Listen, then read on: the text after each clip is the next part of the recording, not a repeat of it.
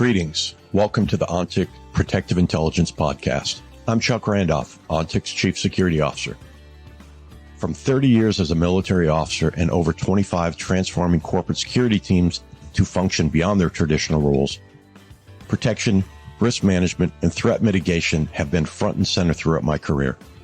This podcast series will explore the turbulent world of risk, security, and protective strategies through conversations with leaders and innovators in the field. Now, on to the discussion.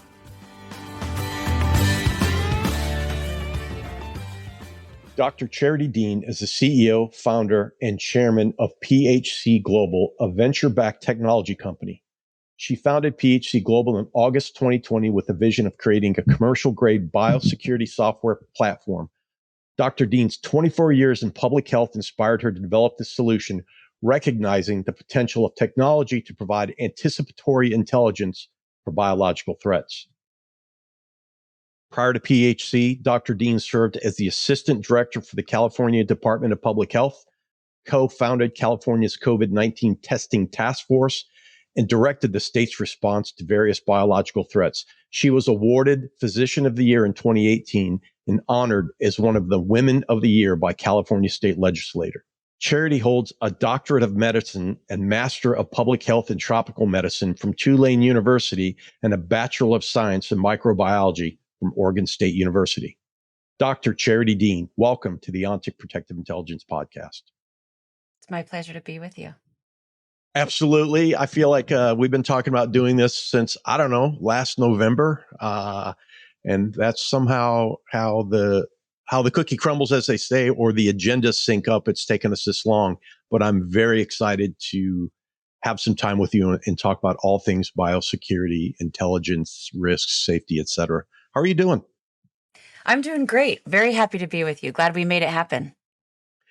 Well, let's get right into it because I'm very curious about your background. I mean, and for those who are listening and maybe don't know Charity Dean, I mean, you have a background in both government, as a doctor, physician, and also as a startup creator, intelligence expert, biosafety. I mean, tell us a little bit about your background and maybe how all that amalgamated Charity into a passion that created PHC.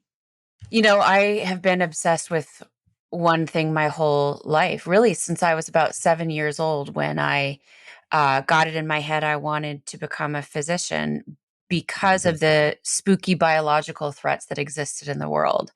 And, studied microbiology and tropical medicine and trauma surgery and frontline disaster response. And my role in government is as a local health officer and then, serving as state health officer for California was essentially the risk manager. If you think about the role of the garbage disposal, where any threat that doesn't nicely fit in someone else's department fell to me, and that meant biothreats across environmental, chemical, white powder, certainly diseases and microbes, but the intersect of natural disasters like mudslides and bacteria in the mud and rapidly spreading contagions where no one knows what the heck we're dealing with.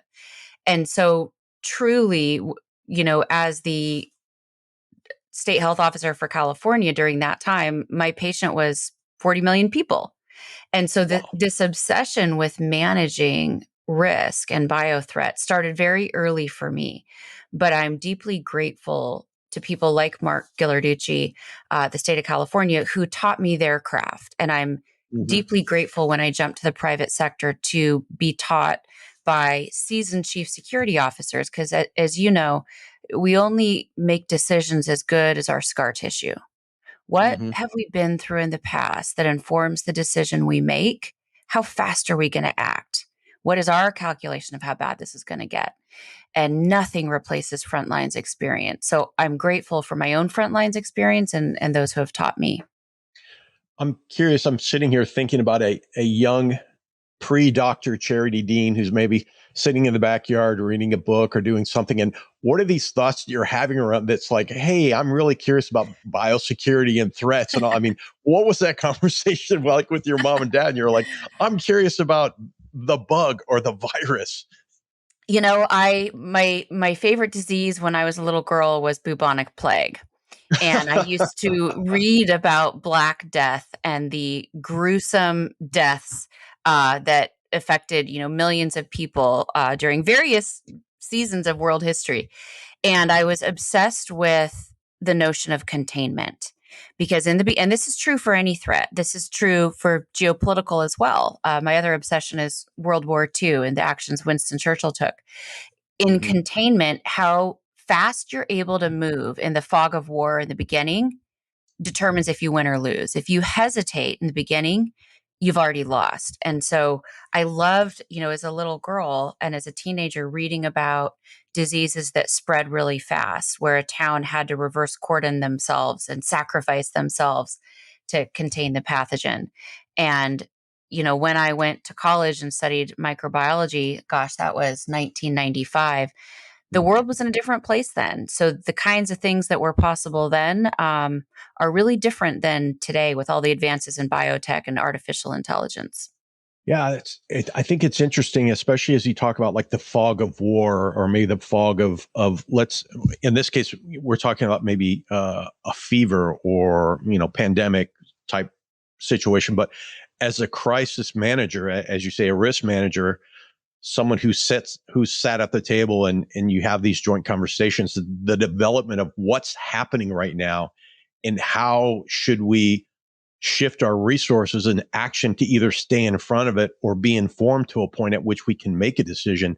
I got to imagine in your background, especially as the state lead, like, you know, you're like, if we get it wrong, we get it wrong in an exponentially terrible way. I mean, what is that like to carry that weight and think, because in my mind, it requires very clear thinking. What do we know? What are we doing? Who have we told? What are our options? And at some point we must move forward or make a decision, right?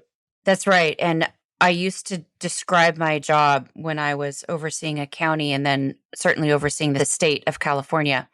I used to describe my job as making high stakes decisions based on scattered, patchy information from unreliable sources.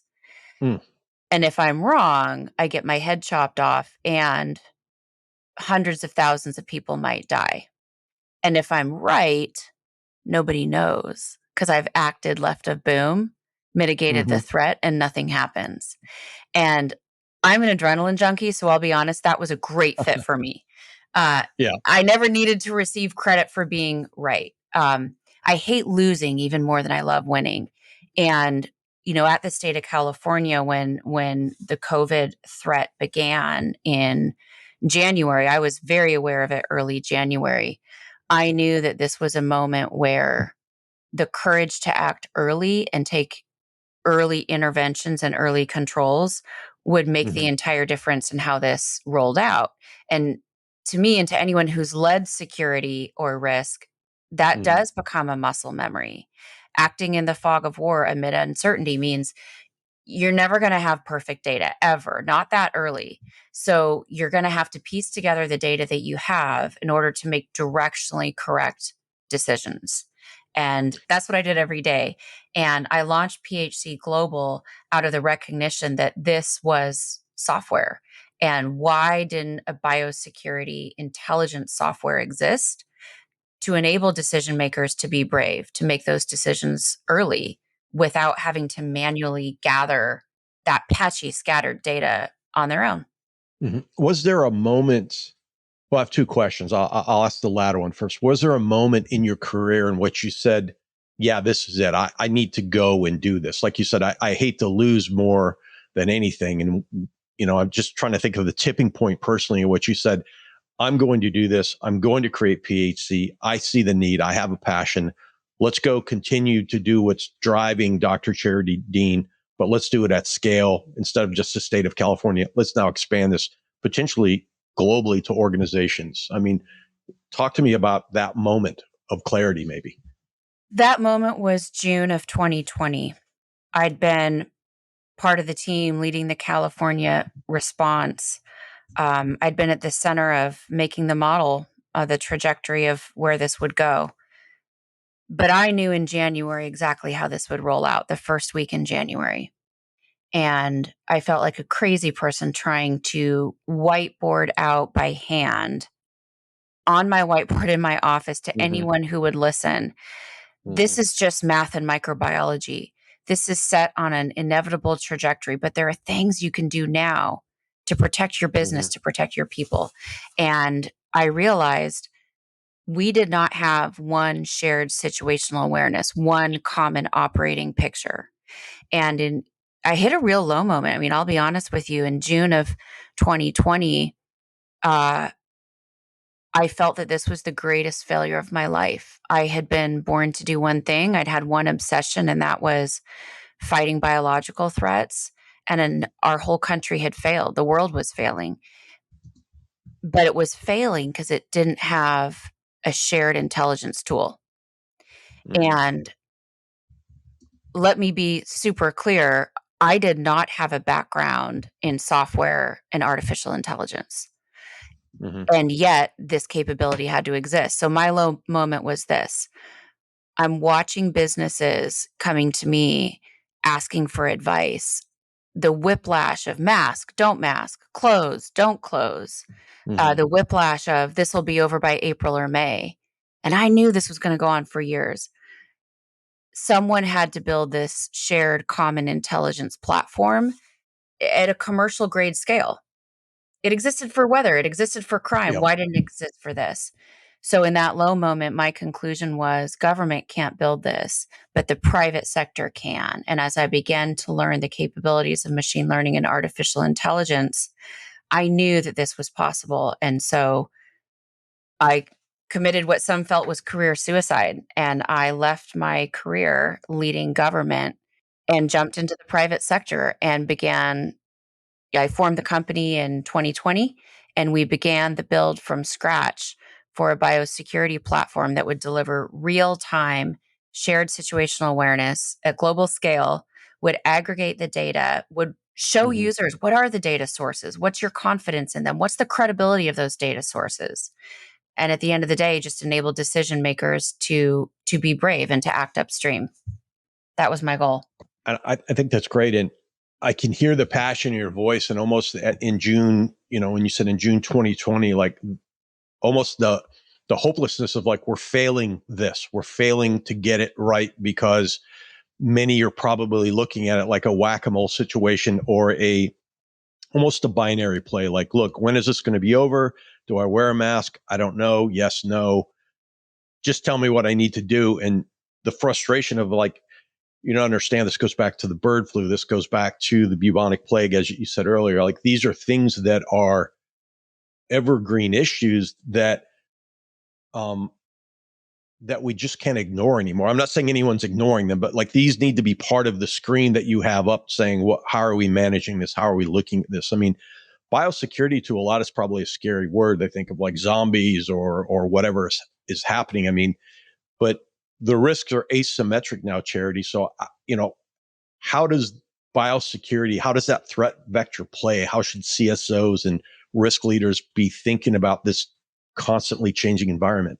It's a great question. And I, because I'm in that world and the chief security officers that I work with every day have taught me a lot about what their lives were like before COVID. And here's where we are today. They now understand no one's coming to save them. The government doesn't own this risk. Actually, the Mm-hmm. enterprise owns this risk. And within the enterprise, like it or not, it is most likely the area of biosecurity going to fall to the chief security officer. It's a physical threat. And Mm-hmm. during COVID, they didn't have any tools. They had to assemble them amidst a circus where no data was available, manually collecting information. What should we do today? Through human vigilance and redirecting 20 analysts. I know you were on supply chain yesterday, but today you're going to be an infectious disease epidemiologist. Can you analyze these poop samples and wastewater?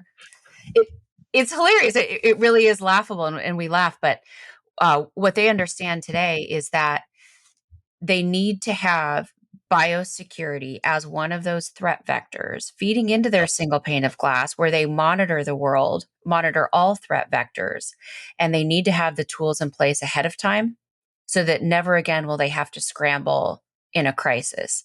And what they've shared with me is their worry that chief security officers may actually be worse off when this happens again, because the C suite is now under the impression, oh, you've got it all figured out.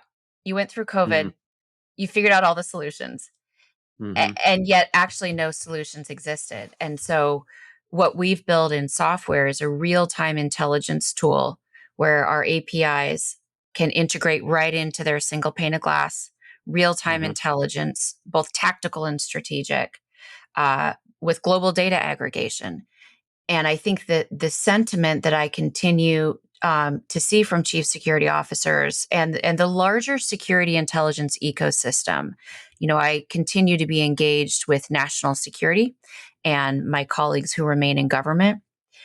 And Mm-hmm. it's this: the world has changed. These threats have sped up. The impact and velocity of biological threats, it's not going to be another 100 years. We'll be lucky if it's another 18 months. Mm-hmm. As the world has changed and the global security landscape deteriorates, and as we look at the intersect of biotech and AI, here's what we know for sure. The spooky biological threats that I only fantasized about as a microbe obsessed teenager, those exist today and they're operational. Right. And as the security situation deteriorates across the globe, and we won't get into NATO or politics happening, but the escalation of multiple conflicts is very concerning. That the biological threats, whether it's a natural event, whether it's an accidental lab event, or whether it's a deliberate release Mm-hmm. by adversaries who would seek to harm the United States or our allies, the risk is exponentially higher today. Agreed. And nobody wants to be assembling tools or intelligence amid a crisis like they did with COVID. And that's why we exist.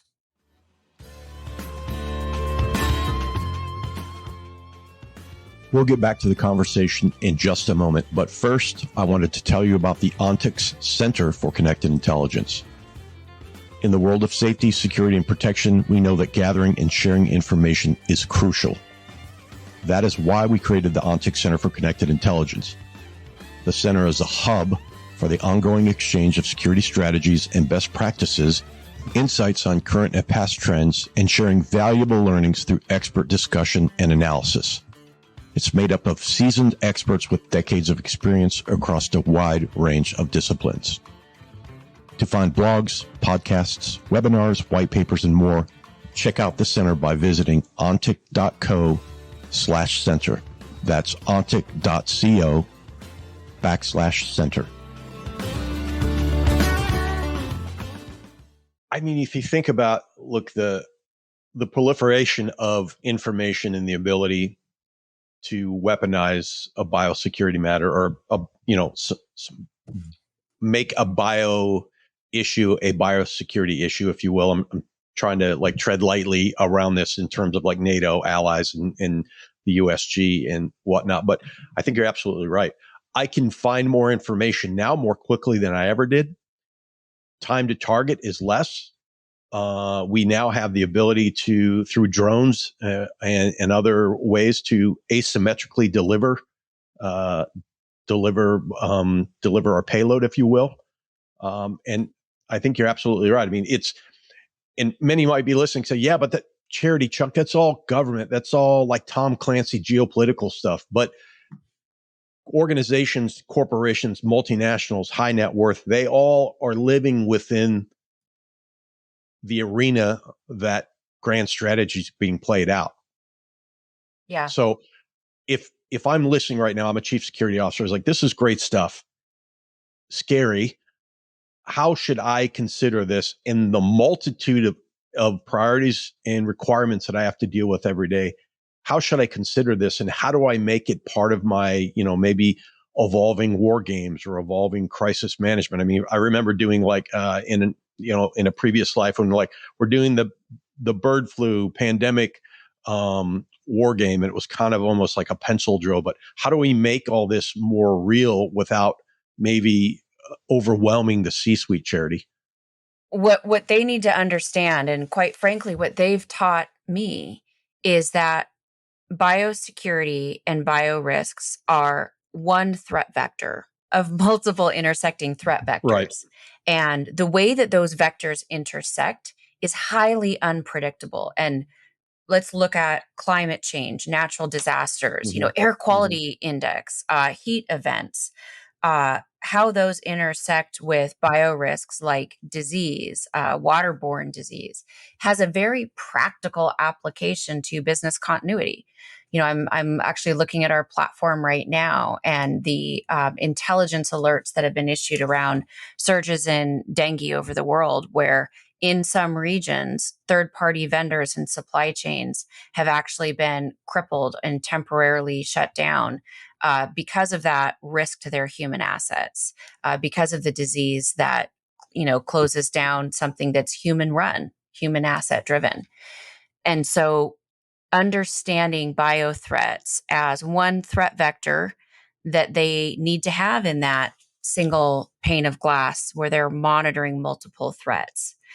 However, when bio is driving, when it's an intersect of, a flood or tsunami with disease, with geopolitical unrest, that's when it gets very dangerous for asset protection, particularly for humans, for human assets.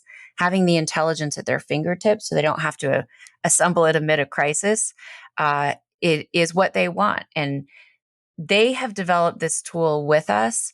And I just want to be clear that the scar tissue that chief security officers have from all the things they've been through in the past, and COVID was just one, that's what's informing the build of this tool. Because in order to have a commercial grade shared situational intelligence, shared common operating picture, you have to incorporate the way that a chief security officer, a chief risk officer thinks. They are practical. They're tactical. They want operational plans. They want to know, just tell me, what is the threat on the ground? What is the threat to my particular assets in that locations? What controls can I put in place now? And what controls are my peers putting in place? So the intelligence has to be simple, fast, directionally correct, left of boom, but it also needs to come from experts. One of the risks of AI today is the question of who is really an expert. If you're getting notifications or push alerts or intelligence, has that been formed and reviewed by true experts that have that scar tissue from being on the front lines? It's interesting. I think, you know, when I love what you say about, like, look, we need to deliver, the end product needs to be delivered in such a way that people can make decisions. I often say, to get to a common operating picture, you first need common operating information, shared telemetry, if you will, common operating language. Are we all understanding this in the same language, thinking about it?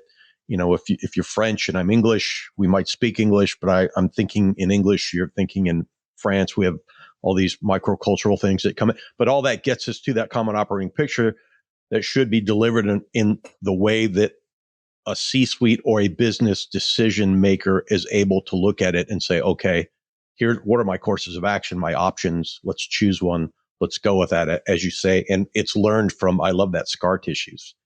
Maybe it's because I'm a World War II history buff. I've always loved Winston Churchill. Mm-hmm. One of your colleagues, chief security officer, now has me reading Sleepwalkers from World War One, Oh, which is love it. very informative. But I'm going to use a war metaphor because it really applies. It's peacetime, wartime. Like, look, Mm-hmm. in peacetime, when there's no big global bio threat going on, my hope is you wouldn't need to use this tool every day. In peacetime, this is an insurance policy that you will have the intelligence and know what to do when something happens. In wartime, everyone needs it. And so thinking about peacetime, wartime footing, for me is the right framework, enabling decision makers to be brave and lead and make directionally correct decisions amid the fog of war. In peacetime, you know that you have that intelligence available. In a peacetime, wartime framework, my hope is that it's another few years before we see a global biological threat. I promise you it's not. Well, think about this. And I love the peacetime, wartime footing. You've struck the chord in the retired lieutenant colonel in me. But I think from a business point of view, we think about investing and divesting. We know in general, historically, there's an issue. Now we're going to invest a bunch of money in that issue.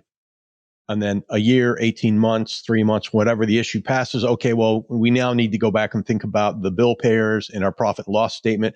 We're going to divest in things. And I think really what you're getting at is like, look, don't allow the organization to divest to the point to which it's no longer useful. Because what we should have learned from past issues or scar tissue, as you say, is like we can't get it to the point to where we have to spin this back up. We need to keep it at a low ready, at a slow boil, so that if we need to turn the heat up on this, we're able to go and turn and say, okay, now what are we looking at? You bring up a good point about like, look, we know there's an issue. It might have a bio issue around it. That's going to affect humans, which is ultimately going to affect the supply chain, which is ultimately going to affect product or organizations, et cetera, et cetera. I mean, do you see and would you encourage organizations to use that as part of their wargaming instead of just saying, hey, it's a pandemic, how are we reacting? Maybe build out more thoughtful scenarios in which we've layered in multiple risks that the organization has to fight against. And it does help us get upstream in the discussion so that if something happens, we understand the integration of risk, I guess is what I'm saying. That's right. Yeah. So I can share how we approach this and how, our partners that we work with, Fortune 500 companies, colleagues that how they approach this. Um, Mm-hmm. Placing biosecurity within an ESRM framework, an enterprise security and risk management framework is incredibly useful because that framework exists, those processes exist. Someone is responsible for ensuring that the right intelligence in the right place at the right time is something the enterprise has to manage all kinds of risks. Very specifically, looking at duty of care, the duty to have information, the duty of prevention, the duty to monitor the Mm-hmm. risks that your humans might experience, and then the duty of intervention or controls. Across that whole spectrum of duty of care, when we apply that to biosecurity under an ESRM framework, it's really clear to enterprises that bio now has to be part of their risk portfolio. And there's some really simple things that they can do. You're right, wargaming is one of them, including bio risks in the normal processes or drills that they would go through to ensure that they're prepared, including it in duty of care, in audits of their own ability to respond. And that's why I say, after COVID, it became clear to everyone in corporate security and risk management no one's coming to save us in this space. We need to have our own tools. But many of these enterprises were really aware of that before. They had gone through some pretty high risk uh, financial risks to their enterprise through Ebola, through H1N1, through Zika, when some of them completely shut down travel to South America. So if you just look at it from a financial business outcome return on investment, it's a no-brainer to have biosecurity included in that portfolio of risks that are under duty of care and ESRM frameworks. I think it's interesting because we're getting beyond a point, Charity, where it's just a pencil drill of a continuity exercise. Now we're incorporating deeper measures into the discussion. Because it's like you said at the beginning that we're creating fog of war that now makes us exercise against it. And while we may never fully get the picture, it's helping us strengthen those enterprise level decision making muscles to say, at what point do we need to move? I mean, Colin Powell was always quick to say, if you get to 70%, you need to move because you're never going to get that 100%. So I think what you're saying is sound, especially as you start including biosecurity. You mentioned AI earlier, and maybe cautions about AI in this space and all. But in general, what are you seeing as AI's role in biosecurity and biointelligence, both as something that's enabling, and also as the cautionary tale? Well, I'm a huge Star Wars fan. So can I answer that question in Star Wars? Yeah, you can answer in Star Wars or Dune 2 or Star Trek. Take your choice. All right, I'm going to answer that in Star Wars. The light side and the dark side of all the advances in biotechnology uh, is really the answer here. Look, Hmm. capabilities were developed during the COVID pandemic to accelerate the development of vaccines and therapeutics, of medical countermeasures that were infinitely important. And Operation Warp Speed is one of the greatest successes that we saw in the United States during COVID. And the light side of biotech advancements is lives are being saved, medications are being made faster at scale, at Hmm. global scale. Um, Much of that leverages artificial intelligence and machine learning. The dark side of that is the ability for any person, bad actor or otherwise, to have access to the ingredients, the instructions, the biotechnology machinery and capabilities, the Hmm. information online. I'll get really specific around microbes, the libraries of the DNA and RNA and the Hmm. mutations that flip a bacteria from pretty benign into really dangerous, or that flip a virus from doesn't spread human to spreads human to human across the globe in a matter of days. The Right. library of those mutations, all of that is at their fingertips today. And Right. the advances in AI and biotech are to be celebrated, but the dark side has changed our world. The risk that that will happen, the risk that game theory would dictate someone's going to make a Hmm. poor decision, um, and again, whether it's natural, accidental, or deliberate, that risk has exponentially increased. Right. Another light side, dark side of biotech and medicine is the proliferation of these labs. Look, a lot of people around the world are doing a lot of good work, but the proliferation of BSL-3, BSL-4 labs, and that's the Hmm.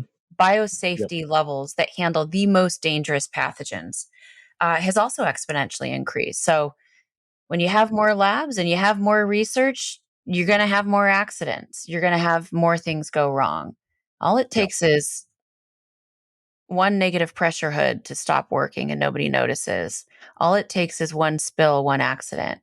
Um, so the advances in AI and machine learning are to be celebrated. The advances in biotech are to be celebrated. But let me be clear, the world has changed. We are living in a different risk world today where those intersecting threat vectors are going to be very unpredictable. And biosecurity should be at the top of everyone's list for what they think about with what could be the most impactful threat vectors that could take down my whole enterprise, a whole region, very quickly in a matter of days. Oh, sure. And as you said earlier, I mean, look, with any great natural disaster, along with that comes the after effects, which includes bio issues. I mean, you think about like, hey, we have a lab, BSL level 2 or 3. I mean, what are we doing around that lab? Where is it? How are does it sit on a fault line? I mean, I can I think of a million questions from some past experience I've had in this space and understanding what is the threat physically and how are we mitigating against it. I mean, it's interesting. I think since you threw out Star Wars, I'll throw out one of my I'm a Star Trek fan way back, watching with my grandfather when I was a little kid. But I think there's a great quote from that series that, informs all of us in this space, which is risk is our business. So Oh, you that's can't be good. afraid of it, but you have to understand it's there. It's what we do. It's what we do every day. As you said way earlier on, I think about these things and we think about how can we get upstream? How are we learning from our scars?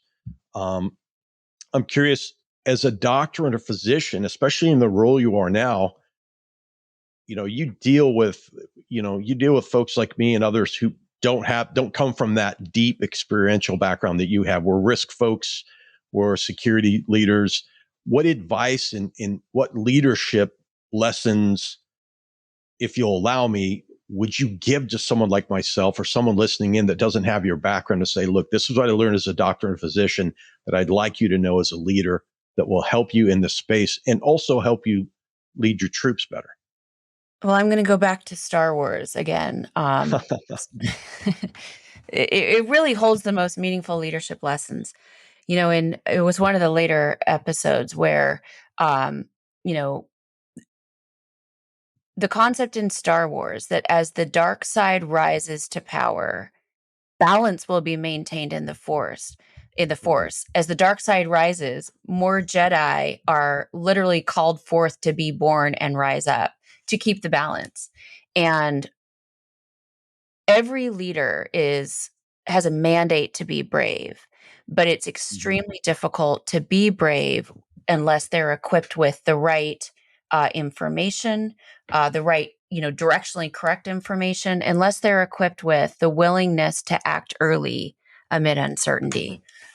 The biggest leadership lesson I have ever learned as a physician, when my patient was a whole county, 460,000 people, and then my Mhm. patient was a whole state, 40 million people. And I was balancing lives in the decisions I was going to make. And the information was patchy and scattered. Heck, I didn't even trust half of it. Here's what I know for sure: the willingness to lead from a place of courage that will draw the support of the team, of your allies, heck, of your enemies, because Right. everyone is looking for someone to be brave. And that's the hallmark of leadership in these moments. It's not being the smartest one in the room. Look, there's people that are on my team way smarter than me. It's not having Mhm. perfect information. It's the willingness to act to protect the whole very early on. And that takes courage. And there's no replacement for courage. Courage is Right. not a perfect academic study with academic certainty. It's actually the opposite. Courage is acting early when the information is sketchy and there's ambiguity in the fog of war. I'll quote Braveheart. I love the movie Braveheart. Right. There's a line in Braveheart where he says, "Men don't follow titles, men follow courage." And I have found that to be true. And I agree with that. I mean, there's a point at which, as a leader, you must step up and say, look, this is what we need to be thinking about now. I mean, leaders create clarity, leaders generate energy, and they drive for results. And that all has to be done from a point of courage and a point of honor and some type of virtue if you can wrap those all into your personal style. But at some point, you're right. Somebody has to raise hands and say, hey, look, what are we thinking about here? How are we thinking about this? What are our options? And create some of that clarity so decisions can be made. Otherwise, you run the risk of organizations just literally grinding and grinding and grinding to try to get to 100% that they'll never get to. I mean, I think a superpower of security, folks, yourself included, is oftentimes our responsibility is to bring a bunch of folks together that work in different areas and try to get them to work together, joint effort, or since we're in the military, like a purple effort. Like, let's bring all to the table: cyber, medical, HR, Mhm. legal. And now we have to get these folks to talk, create common operating language, information, and picture to enable decisions. I mean, and that's a superpower, I think, of security leaders. And that's what I have always called, you have to exert influence without having the authority. It's one of the hardest things to Exactly. do. Influence your peers to come together for a common mission, whether it's a tabletop or, managing different threat vectors together, uh, without having the authority to mandate it. It's a tricky skill, but again, in my experience, it comes back to trust, integrity, leadership, courage. People Yeah. follow that and they want to follow that. And being the person who says, look, guys, I am not the smartest person in the room, but no plan exists. So I'm going to make a plan. Let's come together and make it way better, that we Yeah. collectively together can do that. That's leadership. Having the courage to speak up and say that, even, you're right. Hey, look, we don't have a plan, but we need one. So what are we doing? And Yeah. I think that's a great way, and I love it. And I love the Star Wars quote. I mean, I think often there's things we can learn from movies, that are grander than ourselves. I mean, oftentimes, like, it's these grand ideas and these grand thoughts, good, evil, light, dark, and how we're managing within those. I think that we can take away from that, and clearly you have. So I appreciate that. Maybe you should have a whole podcast someday about corporate security leadership lessons from movies, and get a few of us guys on here, and we can just talk the whole time about movies. We should. It would be amazing. Charity, how do people follow PHC Global? How do they find and follow you? And if people are ready to take up arms in the army of deans, how do we do that? Well, they can find us at phcglobal.com, and they'll see on there pictures of our software tool and the intelligence that we generate and how we do it. And they can certainly get in touch with us through the website. I'm also readily available. I can be found on LinkedIn. I will be at the DSAC conference in a few weeks. I think it's the week of April 20th in Washington, D.C. I will certainly be there and look forward to meeting folks. Come up and say hello. I love most hearing stories from seasoned security leaders about what it was like in the past and what solutions they believe are needed now, and listening to their stories, because they are the ones shaping our tool at PHC Global. This ecosystem across corporate security, national security, they're truly the ones building it. And it's been such a joy to work with them. Absolutely. Yeah, I wish when I met you at OSAC through our shared friend, I think we must have stood there for 45 minutes geeking out on all these things. So I would say if you can find time to spend a little time with Dr. Dean, please do, and get ready and bring your pencil and paper, because it will be delightful. Charity, may the force be with you. And also with you. Thank you so much for being on the OnTick Protective Intelligence podcast. Thanks, Chuck. I appreciate it.